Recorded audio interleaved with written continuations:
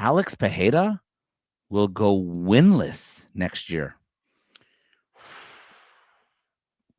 I think that's really hard. It's hard for me to say that, but will you think it's a what? It's an overreaction. I think it is, because look, all signs indicate. I know there was that tweet from Pereira, but all signs indicate that Ankalaev should be next. That's probably the toughest fight he can have at light heavyweight due to the styles. But he's already beaten a Jan Blachowicz, who is very strong and has a very good wrestling base. He actually used wrestling to beat Israel Adesanya when Adesanya tried to come up at 205. So it's not like we've seen, it's not like it's a huge gap or a huge hole in his game. Talk about Alex Pereira's wrestling. So I can see him losing to Ankalaev, but I can also see him beating him. And also, Pereira, as we know, and as we saw in 2024, like, he's a very active fighter. He likes to be active. He's up there in age. He's like, 37 going on 38.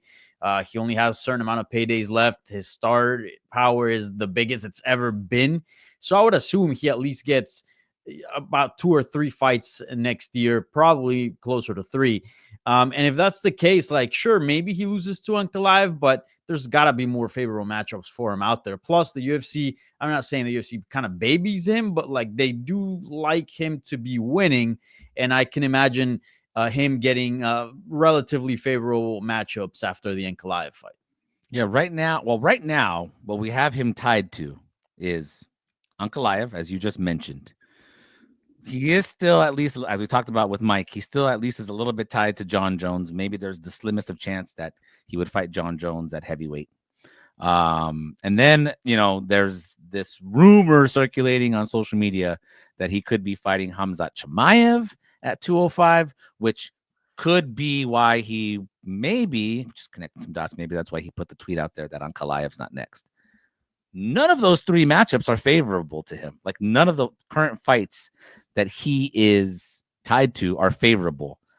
He's 37, 38. I don't know. I don't think it gets. I think the decline for Pereira is coming.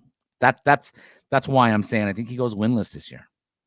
I think that's a complete overreaction. I think you are absolutely insane for saying that, but it's part of the show. So, okay, all right. Well, we'll see how it plays out for Pereira in 2025. I hope I'm wrong. I hope I'm wrong. I will say that, Danny. MMA Junkie AI.